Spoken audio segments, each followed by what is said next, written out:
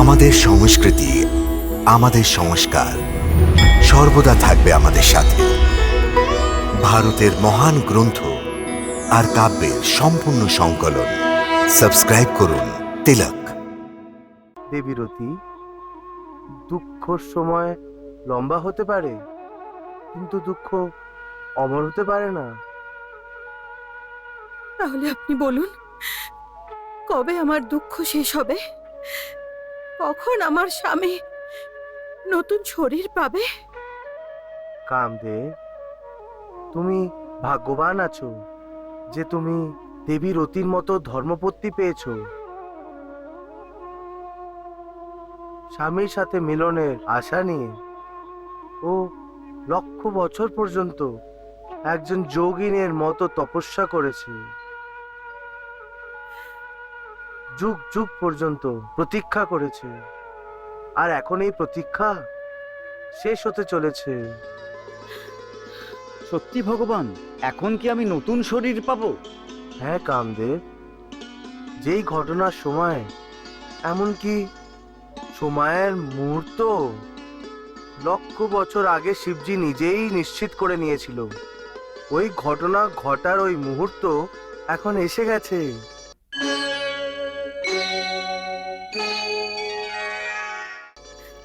অর্থাৎ আপনি আমার স্বামীকে আপনার পুত্র স্বীকার করে নিচ্ছেন?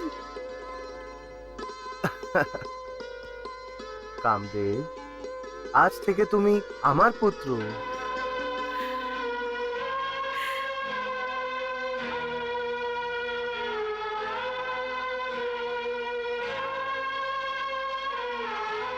ধন্যবাদ ভগবান। ভগবান, আপনার এই উপকারের জন্য আমি চিরকাল আপনার কাছে ঋণী থাকব। নিজের পুত্র এবং কুলের বধূর জন্য কিছু করা উপকার বলা উচিত না দেবীরতি। যখন কামদেব আমার পুত্র হতে যাচ্ছে, তখন এইভাবে তুমি আমার বৌমাই তো হবে না? আপনি ধন্য প্রভু, আপনি ধন্য।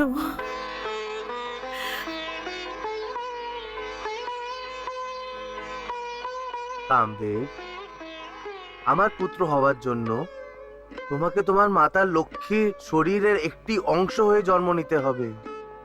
এই জন্যে আমি তোমায় আজ্ঞা দিচ্ছি যে তুমি তোমার ভবিষ্যতের মাতার গর্ভে প্রবেশ করে নাও। ধন্যবাদ প্রভু।